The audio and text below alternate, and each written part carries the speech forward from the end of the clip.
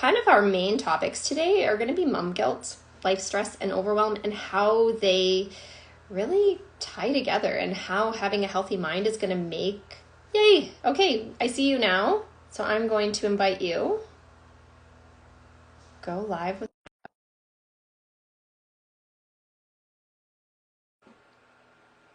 We're learning how this works together here. Hello, Ashley. Okay. Invite. I don't know how many times I can invite Matt before it actually pops up and works. I wish Instagram. Yay! There we go. That's the wrong direction. That's your computer. There we go. Welcome. How's it going? Fantastic. How are you doing? Good. Okay. So, welcome. And thanks so much for joining me today. I really appreciate you spending some time and going over some really hot topics for moms and their mental health. Yeah, looking forward to this. Yeah, so do you want to go ahead and introduce yourself and tell us a little bit about what you and the other psychologists do at Mindbuffs? Yeah, for sure. So my name is Matt Damasak. I'm actually a sport and performance psychologist. I started Mindbuffs with my co-founder Alex Shinky 2.5 years ago, and now we have a team of 10 or actually 11 people now. And so basically what we're doing is we're taking performance psychology away from Olympians and CEOs, and we're trying to bring it to every single person on the planet that gives a damn about who they are and what they do. Because being an athlete isn't, it's not a unique trait to be a high performance person because you're an athlete. Being a high performance person is just in our DNA. As humans, we like to do really well at the things that we care about, whether that's work, sports, any other type of artistic performance, family, relationships. And so we're taking the approach that you would normally see with high performance CEOs and Olympians, and we're bringing those strategies and that type of therapeutic relationship to everyone. So that's kind of the point of Mindbuffs, and seems to be working out pretty well so far. Yeah. So just to kind of share, I'm totally comfortable sharing this. I invited Matt here today because he's actually my own psychologist, and he has helped me immensely in my business and personal life. So I'm wanting to allow you guys to gain some of his wisdom just like I have. So yeah. Awesome. Yeah, thanks for having me, and it definitely takes some vulnerability to say, hey, we're going to hang out with my psychologist today. So yeah, Yeah. this will be great. Yeah. Yes. So how about we just dive into some of the questions that I've received? For sure. So I guess, where do you want to start? We talked a little bit beforehand about some of the things we were talking about. So do we want to talk about the strategies, for a mental reset when you start heading in a negative direction, or do we want to start with being in a low state first and kind of? We can start with strategies. Just for those who are going to see this, or those who are listening, that it's nice to just kind of have that practical nugget right away. But I will warn you all that there is no such thing as a quick fix. Even in like sports psychology, we have tools and tactics that work when you really need it, when you're in the performance, so when you have to be at work, when you have to take care of your kids. But we're going to spend more time talking about how to prevent the big lows, how to prevent the highs, and how to catch yourself going adrift very early on in that cycle, not when you are like knocking on burnout's doorstep. So we'll have those kinds of conversations. But the first important thing is being able to recognize what your tell is. Is it physiological? Is your body telling you that you're not okay, or that you're about to overwhelm yourself? Is it a bunch of negative thoughts? Are you more of an emotional person, as you can kind of start feeling the quell of this big emotional storm that's coming? Every person is going to be different, but if you're working, if you have to be working, if you have to be taking care of your kids, one of the best techniques is actually called stop. Just stop, right? If we're in it, we don't have time to analyze it. We don't have time to really understand it. And so stop is an acronym. It's not just like get over yourself and be better. There's actually like steps here. So the first step in stop is stop. Just stop everything that you were doing. Stop it. Just stop working. Just Stop doing whatever it is you're doing with your partner or your kid. Stop. The second thing is take a breath. Get back into your body. Clearly, you have noticed something in your body trying to take you out of the present moment to fantasize about the horrible thing that your brain is thinking is going to happen. So the take a breath part is just to get back inside of your body. There's a brief period of observe for O, and that's just trying to take note of what you're feeling for later. So you don't, like, if you're in the middle of a game and you're trying to, like, oh, why am I thinking this? Where is this coming from? Everyone around you is going to suffer the consequence of you not being present. So it's simply just, what do I need to know from this moment to bank for later? And then I'll process it like at that time. And then the fourth is proceed. P for proceed. This is really important because when we start feeling the overwhelm or feeling the burnout or start feeling the negativity, it kind of feel like we're helpless to it or we're trapped in it or there's nothing that we can do. So this is the most traditional sports psych thing in the world. It's like, what is the next controllable that you can do that's right in front of you that you can start acting on immediately? If you don't give your brain a task, it'll keep giving you the 20 tasks that are flying in front of you and there's nothing you can do about it. So it is stop everything you're doing, take a breath to get back in your body, observe to take note of what got you here so that you can learn about it later, and then proceed is what is the most important thing that I can be doing in this moment to keep going forward. And you can just simply Google search stop technique, and that's one of the best in the moment kind of tactics. Yeah, which I think is really crucial for any part of life. So when we talk about nutrition and fitness, for the person, not a elite athlete, um, we all have periods of freaking out about something. Everyone Whether does.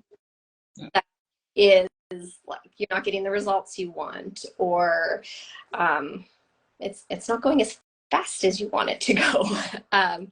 And so just coming back to whatever you can be consistent with, I think is a really important piece. Yeah, for sure. Because if we're designing our schedule to not even allow for like moments of feeling stressed, then that's going to double, triple, quadruple that stress because you haven't left room for having an imperfect moment. So every human is going to experience this, and we need to make sure that our schedules are allowing for those moments to happen, especially if you are a business owning mother with kids at home. Like, the demands and expectations are so much more on your limited schedule. So yeah. So I know exactly what, there's probably a lot of moms out here watching this, if they watch it back later, Mm-hmm. and they're going to, but Matt, I don't have time. How am I to make my schedule less than what it Mm-hmm. Mm-hmm. So the very first thing that I say, because I have many clients like yourself, you own a business, you got kids, is what makes you think you don't have time? What belief system, what narrative have you created where you believe that you have to do everything, that you have to be the best mom, to be the best owner, to be the best friend, to be the best wife, to be the best homemaker, if those are even roles that are put on your plate as well. Oftentimes, it is an impossible list of expectations that people, hopefully unknowingly, but sometimes knowingly, are putting on your plate, and learning how to either say no to those things or to include other people into your ecosystem to start handing off some of those other things. Because it is literally impossible to be a great mom and a great business owner and be able to like fully send both of those at the same time. That's not a thing, and yet that's what people think you're supposed to do.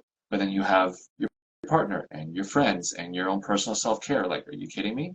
yeah. So we first have to look at what am I actually responsible for and who can help me take care of the things that I don't need to be or I'm not responsible for. So it's my responses are almost always going to be preventative rather than how do I deal with the shitstorm when I'm in it. It's like, well, let's just figure out how to like not get in that. Yeah. Yeah. So Level Up Strength just said the I should mentality gets to Oh her. my God. That's so the I should mentality literally is a thought that is created by the core belief, I am responsible. Okay, so I really want you guys to remember this today. Anyone that is feeling overwhelmed, feeling like you can't manage all the things in your life, most likely it's because there is a core belief deep down in your subconscious called I am responsible. And as soon as that part of your brain feels like some things on your impossible to-do list are slipping, then you get the I shoulds, I have tos, I need tos. And we all know that that just makes everything more miserable because it invites its best friend, shame and guilt, to hang out with us afterwards. Yes. Yeah. Yeah. I have had this conversation before. Yeah, there's like, wait, why do I know this? Yeah. Yeah. And so it's clearly quite ingrained in a lot of us moms. Yeah. Yeah, and maybe dads too. Like I'm sure to a lot of dads as well. But yeah, so So when you were faced with noticing this narrative for yourself, like what did you do to change your relationship to feeling responsible for absolutely everyone and everything around you? it was a lot about my self-talk and just, reminding myself that this isn't my responsibility. I'm not everybody else is in charge of themselves. Even my kids are in charge of themselves. Yeah. I control everything. And I don't know if that answered your question, but that was a big part. Like just when the thought came in, Challenged it. I I challenged Yeah. it. Yeah. Right. And then you were like, what am I actually responsible for? So really you were doing the stop. So you noticed a negative thought and you're like, stop. And then you paused and then you were trying to notice where it came from. And then you're like, no, what am I actually responsible? How do I actually proceed with this information? Is it useful information for me? Or is my brain doing what it does all of the bloody time, which is like overprotect me by sending me too much information and just tell it, hey, I'm good. Like I know what to do here. Yeah. But that belief, I'm responsible, I mean, that starts developing when you're a little girl. Like that's an old system for many, many women. Yeah. And the other thing that I actually had to do, which I did actually start doing this before you and I started working together, Nice. was I actually started having to say to my kids and to my husband, I can't be the only one. 100%. Okay. And and I'm going to share this, and maybe you have some strategies that go with this too, is what I actually discovered when I would find out that my kids were texting my husband and solving problems with him. I actually had a bit of jealousy then too, though. Oh, okay. Wait a minute, you did it without me. So it was good, but I also was dealing with the you did it without me. Yeah. So yeah, That makes so much sense because like when you believe that you're responsible, like it's also because typically you believe that I do the best job. So like I have to do it. So yeah, when you see other people now asking others for help, of course there's going to be that jealous monster that's coming from I'm responsible. Be like, wait, I'm supposed to be doing all this because like I'm the best. Like who do they think they are asking dad for help? totally. Yeah, That's really interesting. yeah. So there's a lot of the way I described that process of me becoming an entrepreneur, because before I was mainly a stay-at-home mom. I worked very part-time. When I became an entrepreneur, there was a lot of grieving. That's how I kind of described it. I was grieving that phase of my life. Yeah. So there was a lot of different stages of processing. I think the other thing is really important to remember is that as current generation of parenting, there is this misconception that kind of like our kids are incapable of doing more things. I was even looking at this research study yesterday, actually, that was looking at it in the early 1940s. The average age of a child being able to go to the bathroom without needing to wear diapers anymore was 18 months. 18 months. And now it's like sometimes up to 3 years old, even more for some kids and some families. And that's because society made us think that we need to use diapers for 2 extra years so that they can have more money, which created this illusion that like, oh, our kids are just incapable of learning this at this age. Everything is delayed in development now. Everything. Kids used to learn how to operate machinery on the farm, how to drive, all of these like more complicated, complex things, much younger. I had another client. She worked 35 hours a week, had 3 kids, and her husband was actually suffering from a really rare neurological disorder due to having COVID very early on when COVID happened. And we were going through very similar conversations as we are now, and some of the same work that you and I did, Rhonda. And what she had to learn was to give more responsibility to her children. I think they were like 11, 9, and 7. But she had to like start giving them tests and chores and like learning how to cook and these kinds of things. Was it an absolute gong show at first? Oh yeah, food was bad, the dishes were messy, like it was chaos. But like learning that it was okay for them to not be good at it right away and not be perfect and to struggle through it, they all had a sense of pride of being able to like play their role in the family to take care of certain things. So even when you look at your children, maybe they're capable of taking more off of your plate than you realize. I'm going to say laundry. Okay. So my kids have been doing laundry for a very long time. Awesome. Their own laundry. Yeah. I don't let them do Yeah.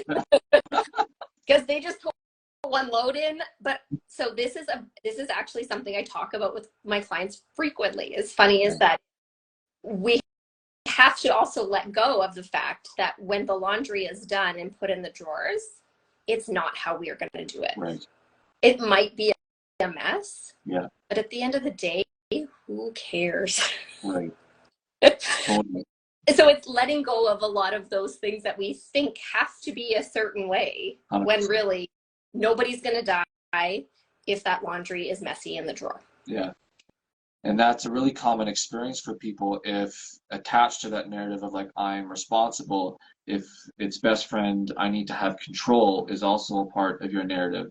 Because perfection, control, and being responsible are all the same defense responses that the brain uses to try to protect us from being unsafe, protect us from failing, protect us from ridicule, protect us from disorder.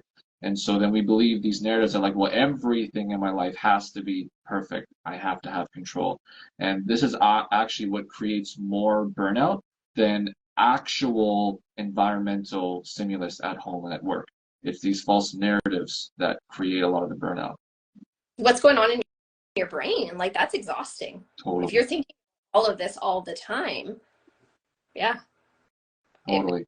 A lot of women, and we know that women experience more migraines than men do medically. And migraine is kind of one of those like mystery things that a lot of doctors still don't really understand, like where it comes from and why it happens.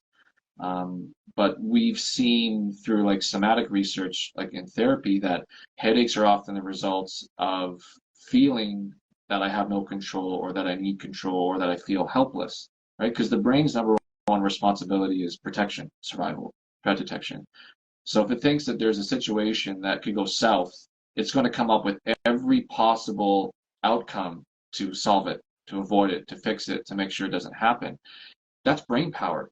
It's like this engine is just revving more and more and more until there's like steam blowing out of your ears because it's trying to compute dozens of different what if scenarios simultaneously for you to be okay, to be safe, or to not fail. So a lot of headaches and migraines that a lot of my female patients get, or clients, is because their brain is constantly thinking. So when we change the core belief, we're not thinking as much, we're not getting headaches anymore. That's life-changing. It can be if you are one of those headache migraine people. Migraines debilitate you for a day, days, weeks. Like, yeah, that's really good. So my mom just commented. She said that I'm very different than her, but I'm not. No. That's cute. Yeah. She said, laugh out loud. Your mom, that's funny.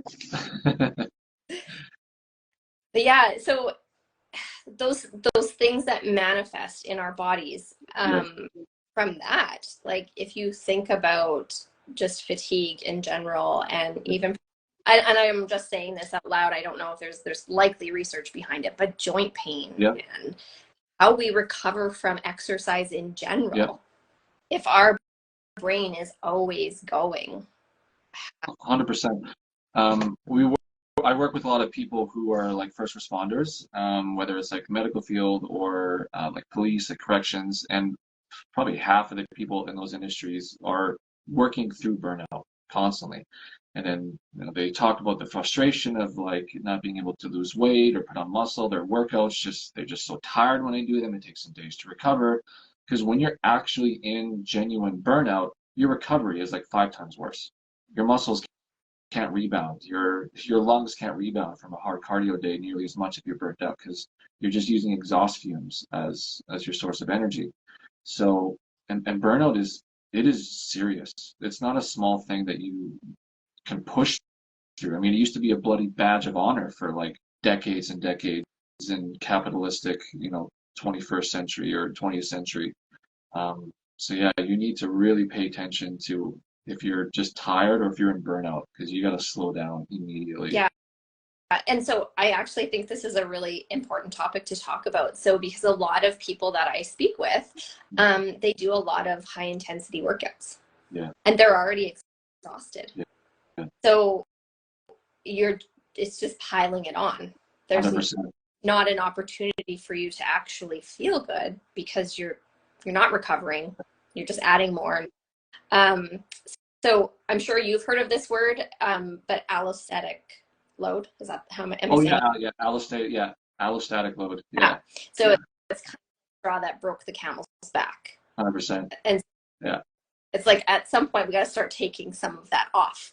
yes. So we're not getting to that point. Our bodies are amazing. Like they'll be able to adapt to pretty much any kind of situation. But if you are that person that's trying to work out 5 days a week, run a business, raise kids, have friends, do self-care things, and like, oh yeah, I am still married. I should probably see what my partner's in. If that's your life, then yeah, your body, your brain is just learning how to do all of those tasks, but at maybe like 30 to 50% capacity.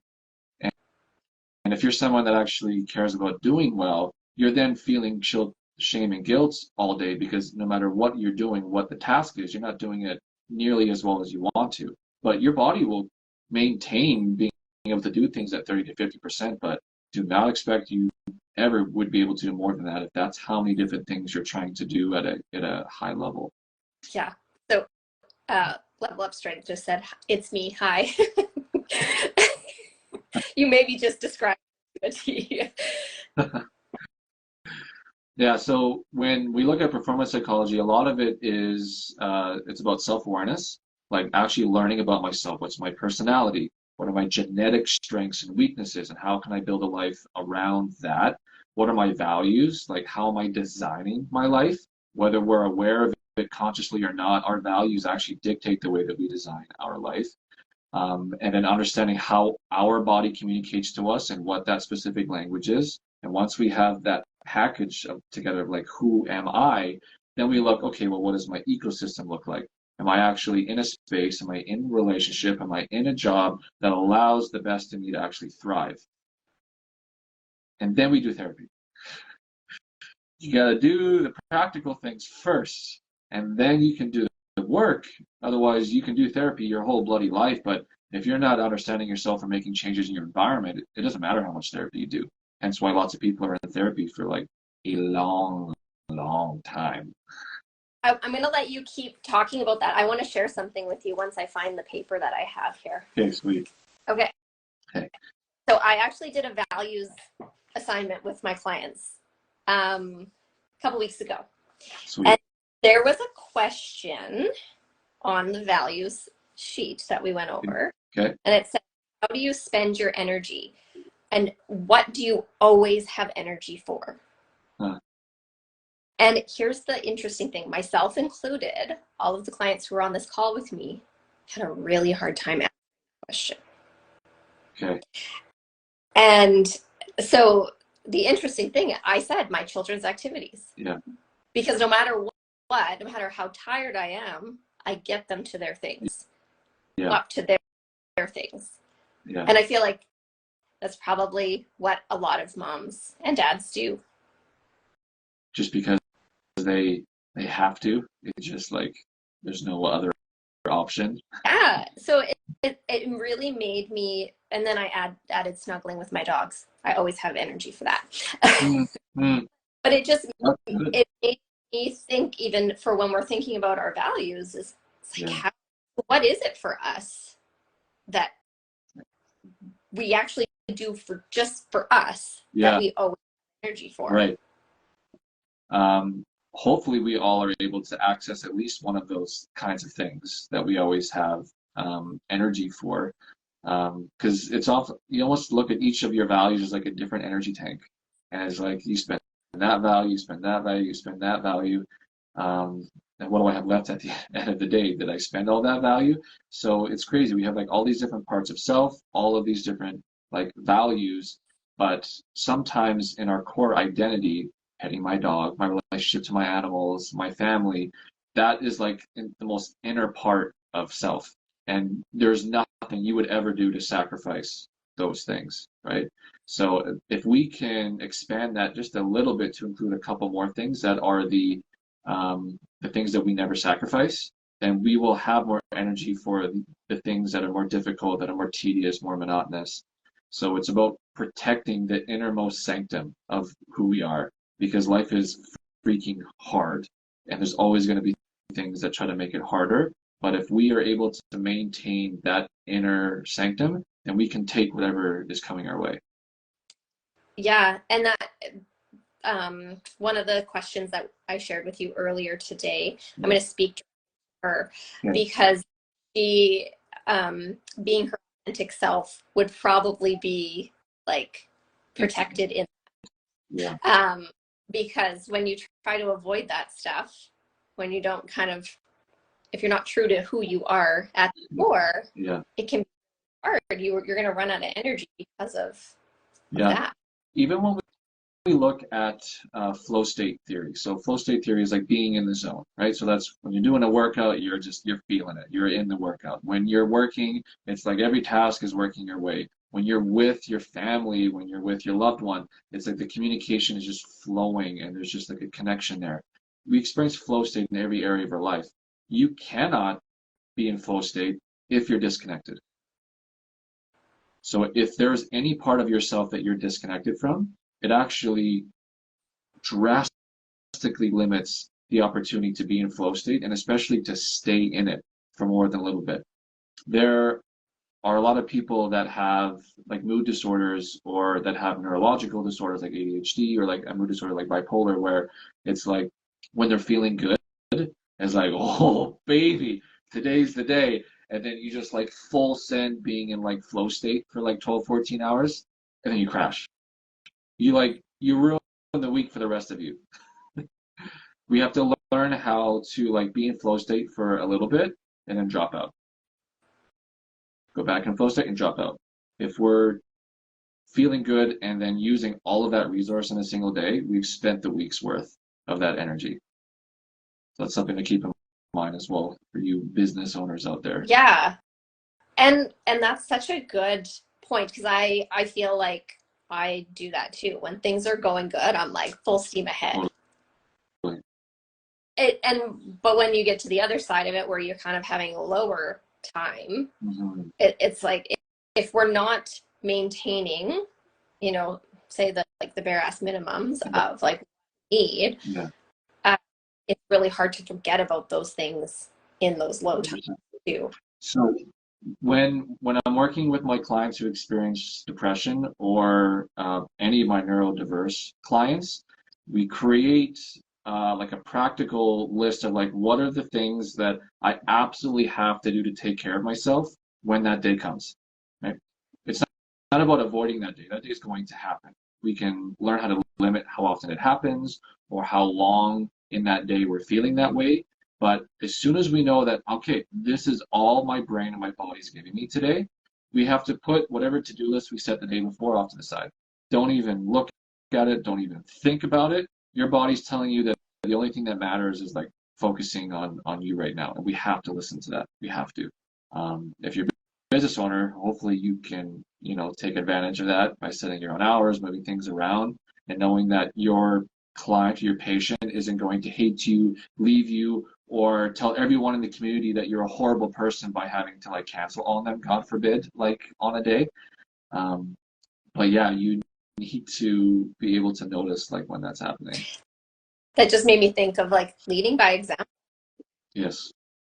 The number of times I've said to a client, you know, like, can you just take a day off? Yeah. And you take some time for you. And as, you know, business owners, we need that too. Yeah. And actually, I Totally. had a client this a couple weeks ago. She took an extra day of work off, and she's also a business owner. Yeah. And like her last 2 weeks have been like she's feeling incredible. Totally. There, in some workplaces, rather than having sick days, they lump sick days together with what's the word that they use? I forget. It's a really clever word, but essentially, it's like if I don't feel like going into work today, I don't have to. And I get X amount of those days in a year where you just wake up and your body's like, fuck it all, man. I don't want to do anything today. I listen to it. Like if you're feeling that way every day, then yeah, you probably need to do something about that. But if it's happening once in a while, that's really useful information. Learning to listen to that communication, like, okay, maybe I'm taking the day today. Like, I had canceled on my clients and straight up told them like, you will get a really shitty therapist today. I am just not working today. I'll reschedule you as soon as I can, but no one's going to win if I come into work today.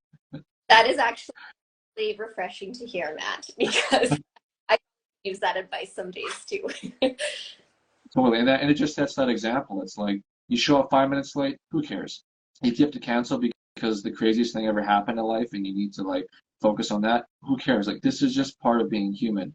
And as professionals, as business owners, if we set the tone of responsivity of we always respond, we're always there, we're never late, we're setting this example of perfection.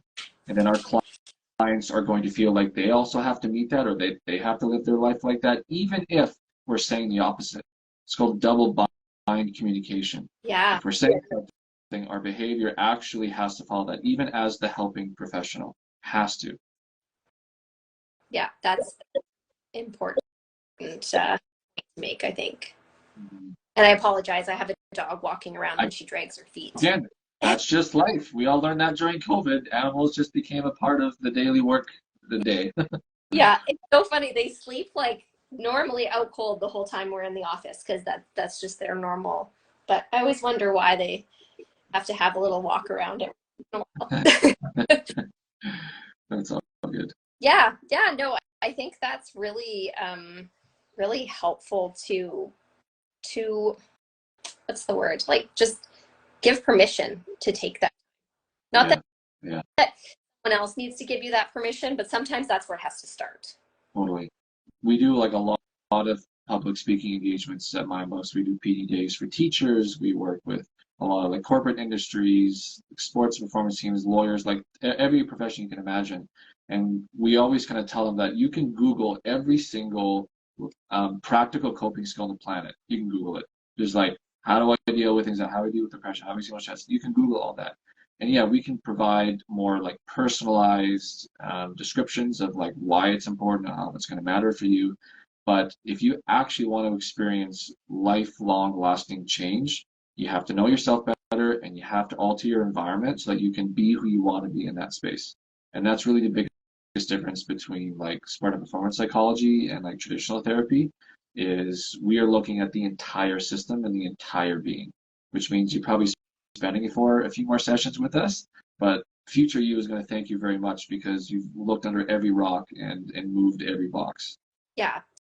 And even just the when you start the therapy journey, like I can speak from my own Yeah, experience. When I started with you, I was feeling really good. yeah, Like I was on a high, and I was like, you know, and just having this here as a extra tool so that yeah, I can be the best version of myself. yeah. And then I was some shit. And then I was like, wow. But then I had that support in place. I didn't have to create, you know, that rapport with you in that heightened state of stress. Totally. Right. And in that heightened state of stress where things are really difficult, we put the work aside and we just dealt with that thing that was making it impossible for you to be who you wanted in all the other areas of life. And so it's like, yeah, sometimes we put away that forward momentum mindset, which is very much performance psychology. And then we put the shrink hat back on, like, whoa, okay, yeah, I got you, girl. Like, this is awful. Like, let's just feel it out. Just kind of just see how long this wave rides for, and it's okay that this is happening, right? So that's still very much a part of being a high performance person. We don't ignore or push through those moments, and I think that was kind of the experience that you were just kind of relaying. Yeah.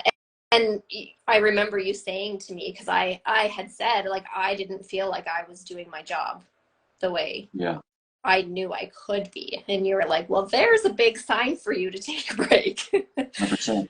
Yeah. That's exactly the sign that I use for myself. Like my responsibility is to be as close to 100% as I can so that I can be fully present for my clients each session. That's my job. That's what I get paid for. And if I feel like I can't bring 70 to 80% of myself like on a day, that's a sign that like I'm starting to burn exhaust and I need to really plan some time off like really, really soon.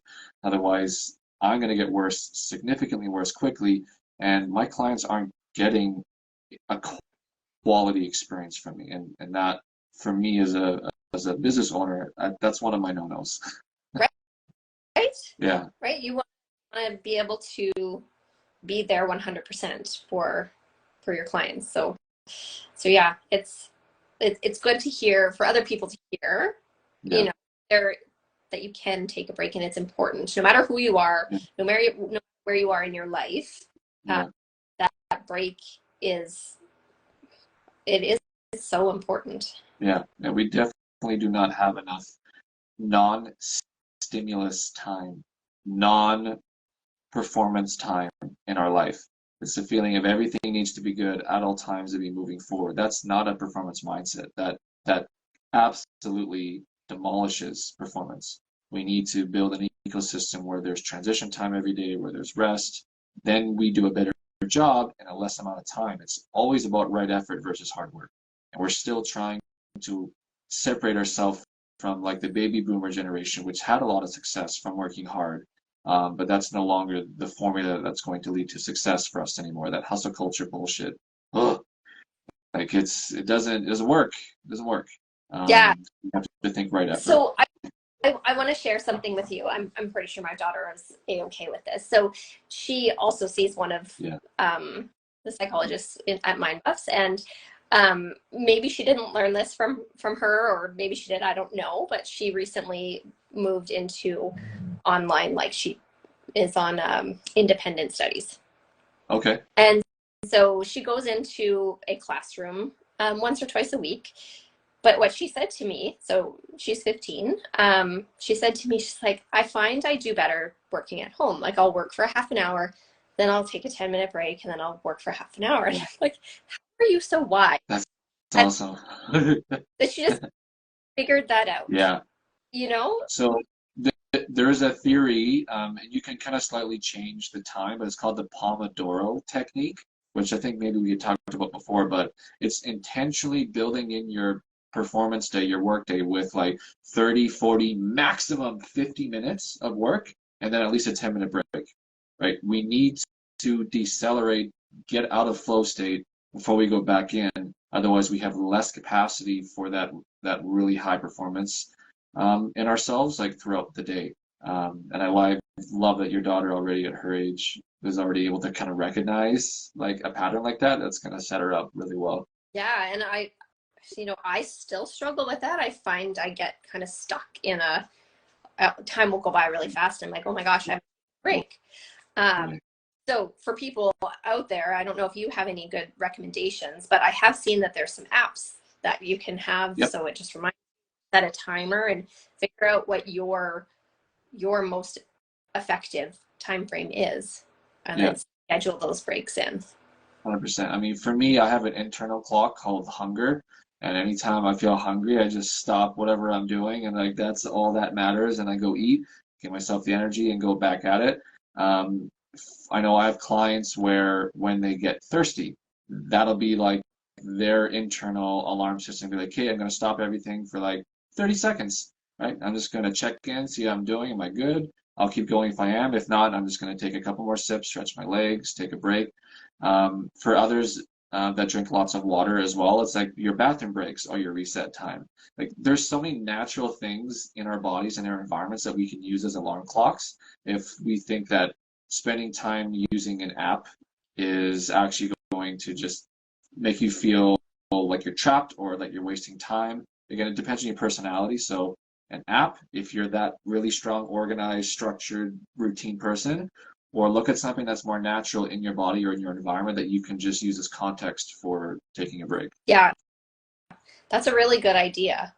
And so being intentional about actually checking out though when you take that bathroom break, or so what do you say about people have gotten really good, a lot of moms, at turning off their hunger cues. Yeah. They're Okay, so that's like, yeah, you're disconnecting from yourself. Okay, so if you're ignoring your hunger cues, then you are telling your brain that I don't need to listen to you. And this is what happens when we do this. It doesn't matter what the cue is that we are ignoring or telling your brain I don't care about. Something really big and bad will happen down the road because your brain will have to get your attention about something. So when you're having that huge like manic episode or that huge depressive episode, or when you're completely overwhelmed and you're crying about everything, when all of a sudden you have no patience for your kids and you're getting mad at them because they dropped a Cheerio on the ground, like that is your brain hijacking the control panel, being like, I don't trust you anymore. You don't listen to me, and I'm sick and tired of it. And then it just boom, chaos. So if we ignore those little communications throughout the day, it has to get big to get our attention. I think that is, Ashley just said, stop coming at me like this. But so many of my clients, like I don't have the stat, but I should figure this out. But I'm going to say 95% would be a good, like guess Wow. that they don't know when they're hungry. I'm never hungry. Yeah. And that's just practice and just ignoring all of those. 100%. Hunger is not just my tummy hurts. Like that's when it's like well past the point of I need food. Again, that's your body sending a larger signal being like, I ain't okay with this system we got going on. For you, it might be your eye or your nose starts to twitch a little bit. It might be that you have to read a sentence twice to understand it. It might be that you're like starting to literally feel more physically weak. There's a million signs. If you're not eating, you're going to experience weakness in some part of your body or in some part of your brain. So when you're noticing what that signal is, that's your tell. It doesn't have to be a full meal. Like maybe you're gonna have a little sesame snack. You're just gonna like drink some electrolyte. But it's like your body's telling you, can we pause for a second? We don't have the fuel we need to do what you want to keep doing. Yeah. So there's so many things, like when all of the things we've talked about today, when you think about the mental load, you think about the exercise choices a lot of women choose, Yeah. and the lack of nutrition to support that. Like it's no wonder, it's actually surprising there are not more like people having some major breakdowns. Yeah. Yeah. We just wait for midlife for that shit to happen, right? So we keep pushing it back. Say, I'm fine, I'm still young. But then the really bad things happen in our 40s and 50s because we've ignored all the signs. Yeah. Yeah. And like, if I can tie this into, you mentioned having a snack, or Yeah. the matter is like have a meal, like at the meal times, Yeah. like actually have a meal. Don't eat like little tiny portions. Like don't always think Snacks all day. it's like actually give yourself a good serving of protein, carbs, fat. Like, Yeah. eat food, Yeah. and that will make a difference that can fuel you longer than always God, like coming back to small little things. North America is we're stupid. We think we're smart, but we're so stupid. When you look at like South America and Europe and a lot of these countries where like food is a big part of the culture, it's not because it's the food, it's because of the community and the break that you get with the food. It is a universal sign of like we're stopping. We're stopping. Everything's stopping. The only thing that matters is being present and being with the people that we love. When we're eating, I know, because I'm totally guilty of it, most of us business owners are eating while we're working, right? Eating and just eating, eating and talking to someone else, but like stop being productive while you're eating. Stop it. Like that's a natural break point in the day. Yeah, and actually putting the phone away, even if you're all by yourself. Yeah. Yeah. And so, yeah, I think that's a really big pointer for people, is like using those natural breaks in your day and being intentional at that time. Yeah. Our bodies are way smarter than us. Our brains are way smarter than we think we are. We think it is. It is constantly sending us information, but if we are too busy obsessing over the shoulds, the have tos, and the need tos, we're missing all of this really useful information that could make the should tos, have tos, need tos take way less time. So we have to, and that was going back a few minutes ago where I said in sports psychology, task number one is know thyself. You have to start there. Yeah. Okay, so what is your number one pointer there? I mean Therapy? that would be it. I mean, if you have a good social network, if you have a good friend, a good family member where you can have more of these difficult conversations, then like hell yeah, like use that. You'll never find someone like a therapist that's your like full-time unbiased person that's going to support you and challenge you like and is just going to understand you unbiasedly. Like that's a rare, unique thing. But I think the takeaway from today is like understand yourself better than you think you do and start to challenge the things in your life that you think are have tos and find other people who can take those off your plate. Then all of a sudden you're focusing on your values and the tasks in your life that you genuinely care about, and you're doing a better job. You do those things, and burnout happens way, way, way, way less. Yeah. Yeah. It's so I'm curious to hear back from anybody who's watched today, like what their takeaway was and what they can kind of go forward with like a nugget of information. So anybody watching, like send me a message or send Mindbuffs a message and kind of give them, like, it'll be exciting to see what people took from today and then can actually put that into action. Totally. Definitely open to having more conversations like this if you guys are finding that there's a value in this. I know Rhonda and I both love like talking about performance and ways in which we can just improve our lives. But yeah, don't be a stranger. If you felt called out, as I saw a couple times in the chat here today, then take that shit on the chin and do something about it. Oh, she wrote a whole page of notes. She's going to message me. I love it. That was our goal of today, right? Like to give people as much information and maybe give you some courage to reach out for help wherever that is. Yeah. We have a whole, like, I think we could do like a whole series of things to talk about. 100%. I think it's next week I have a veterinarian coming on live with me, and yeah, and he has kind of revolutionized the veterinary community business. He has a really cool model, but yeah, and like it just in that the mental health side of the veterinary community, I think that could be a whole nother conversation and really probably very, very similar to what I don't know if you have ever worked with that community of people, but we work with a lot of horse people, whether it's like rodeo or not, but I don't know of any like veterinarians or nurses in that setting that I've personally worked with, but so it's I don't know if you're aware of this, but the veterinarians have a very high suicide rate. I know it's actually really similar to dentists. Yeah. So I was just thinking about this today, that might be a good, just topic, and it's a heavier topic, obviously, Yeah.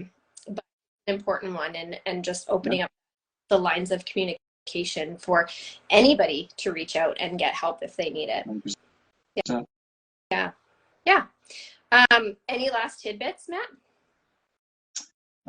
No, I just hope that there was something that you feel like you can take actionable like change on in your life like right away. Feel free to reach out to like Rhonda or myself with any further questions if you're looking for your own therapist. Like we have several who still have openings in their caseload.